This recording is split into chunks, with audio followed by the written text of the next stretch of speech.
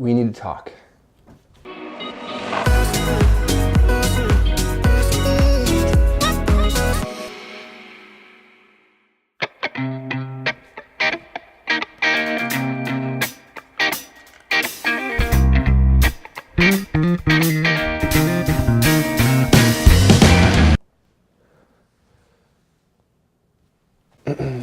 So that's just a sound blanket. It's just a moving blanket. Actually, I got off of Amazon pretty cheap. It was like 29 bucks. Put some holes in it, attached them to the 3M command hooks that come off the walls pretty easily. Threw that up there. Now I use it as like a sound barrier so sound doesn't travel upstairs, doesn't echo into the hallway and echo back in here. It works pretty well. Well, I'm gonna just kind of clean up the office. I'm gonna show you some of the things that I've done around the office, and we're gonna talk about the whole reason why I made this video. It all kind of started from this book. I read this a little while ago. It's a great book. It's called Finish. Give Yourself the Gift of Done. It really covers a lot of things. One thing that really stuck out with me was the topic of perfection. I think as artists, they don't want to release or they don't want to show people or they don't want to present their project unless it's perfect in their eyes. And I think that is, and what the book touches on too, is that it's kind of a misconception that there really is no perfect. And that is kind of the baseline for doing other things that we do that actually stop us from being productive and stop us from creating and stop us from, you know, in my case, releasing videos. He said in the book, you know, a lot of people equate it to a train wreck. They say, I got derailed or I got off track. He said, you know, things that in a train wreck, it costs, you know, hundreds of thousands of dollars to bring the train back on track. Sometimes it costs lives. And he says, you know, none of those things happen when you're not perfect or when something happens to sort of take you off your, away from your goals. And it's sort of the day after perfect that is the challenge. Can you sort of get off track and then recover from that and just say the next day is a new day or it's a new opportunity to try to continue my goal, to try to get back onto track? You know, if you're writing a book or painting a giant painting or putting together a puzzle or, you know, building a desk, whatever it is, just because something happens that takes you maybe a little bit away from that goal, it doesn't matter more than the things that actually are bringing you closer and closer to your goal. So what does all this mean? Like, why am I telling you this? Why is this important? I think as creatives, it's important because a lot of people don't release things. A lot of people don't share their work because they're worried that it isn't perfect or it didn't go the way they had initially planned. And it's really sad in a way because we could be missing out on a lot of great art, a lot of great books, a lot of great videos. Something is better than nothing, and getting something done is way more important than getting something done right. And one of the things he said was a lot of people confuse perfection with excellence, but that's not the case because then the opposite would be failure. But the opposite, if it's not perfect, is actually finished. You actually create something, you actually learn from something, and he said, and it's true, that the joy of finishing something is way more than the joy of initially having an idea and starting something and being all excited about that idea, because there is joy in that. But man, you know, finishing something to the end and putting it away and knowing that it's done and you're gonna move on to the next thing, there's nothing better than that. So one of the things I'm super proud of is this little wall rack thing. It's just a 2x4 with just these simple hooks. They're from Home Depot. They hold tools and things like that. I use it to actually store my light stands and tripods and things.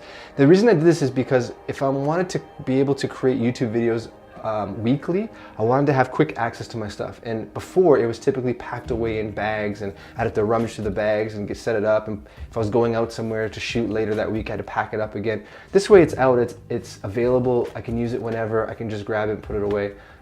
To me, I feel like it's a game changer. It makes everything so much easier. I just screwed it into the wall, found the studs. I still have to paint it, that's the only thing. But after that, it's pretty much done. And there's a rack I need to make above that, which has two sort of flatter hooks. And then the lighter long items will just rest on those hooks. So yeah, that's the small. If you're wondering at all about the lighting situation, I just have a giant window here. It's got some soft blinds, so the light's just coming in very soft. It's a little bit darker at the back of the office, but hey, it works for now. What I don't like is when I'm recording over a longer period of time and the light changes, super annoying. I have a new lighting setup for nighttime, which I'll probably show you, and hopefully it'll give you some ideas on how you can create something like that. This is a Rode NTG2 shotgun microphone. It is on a Rode micro boom pole, I believe. It's just got an XLR, it goes usually into this camera, the C100 Mark II. It's on a light stand. All that is attached onto a light stand using a grip head, which holds the boom pole holder. This holds the holder, I don't know. And then I have the cord usually just somewhere around here. XLR goes right into the camera. And that's pretty much it for the setup. So this is the desk setup. You've seen it before, just from this angle, shooting this way so the window light can illuminate this beautiful face. This is a super weird angle. I don't know why why would I choose this? Maybe so you can see that, I don't know. Come over here. This is just an IKEA bookshelf. What do they call it? Billy, I think. But I like this. I'm super proud of this. I just cleared out all my junk, made a room for all the lenses I use, some extra stuff, tape, some lights, keyboard once in a while. And the camera C100 would normally go there. It's just useful. It's useful to be able to grab the gear that you need and pack the bags you need and just go. And when you come home, you know where everything is, you know that you've returned it, you know what you need, and you know what you have to get. It's super easy.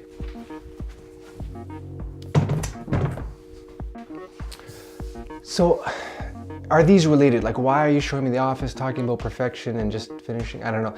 They are related because for me, when I started YouTube, when I said I wanted to create consistent videos on YouTube and create a channel and grow it and create a community, I needed sort of a jump start. And maybe that was one of the things that he talks about in the book, was these noble obstacles. Like, oh, I can't create a video, I don't have a good enough camera, or it's too dark out, or it's too late, or I've used up all my memory. I don't know. Really any excuse that is an obstacle for you to actually complete or go through with that goal. I mean, for me, it was like, oh, my stuff's all over the place. But to some degree, that was a problem. And I felt better about creating. I felt neater. I knew it was gonna help other things. So for me, the little bit of work to change the office and to put some work into it, it was worth it. If there's legitimate things like that you need to change to put yourself in an environment that really helps you, whether it's write or paint or create videos, then those are things I recommend doing. So these are all just small changes. They're just cleaning up stuff, or putting a piece of wood into a wall, or getting a cabinet from IKEA and doing this. So if you can see, these are all my chargers and batteries. These are the Sony NPFs, usually for lights.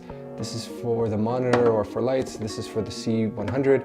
These are extra batteries in here for devices. These are memory cards.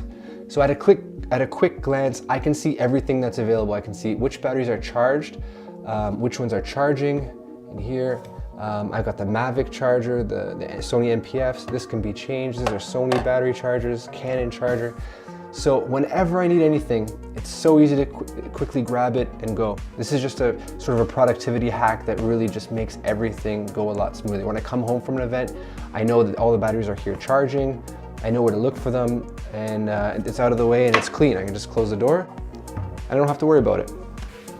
So I think my takeaway from that book, and something I want to pass on to you, anybody who's creative or an artist, or anybody who has goals basically, is just to focus on the little steps.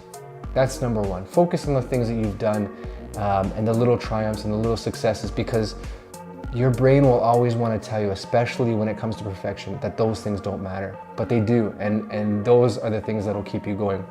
The second thing is to realize when you're making up an excuse, when you're making those noble obstacles that really don't have to be there, to say, you know what, fuck it. I'm just gonna do it anyways. I'm gonna do my best. I'm gonna do what I can, and whatever comes out of it, it's progress, it's moving forward, it's something. So why are we in the kitchen, you're asking? What does this have to do with productivity or any of these things I've been talking about? Nothing, I just wanted my fruit smoothie, because I'm starving.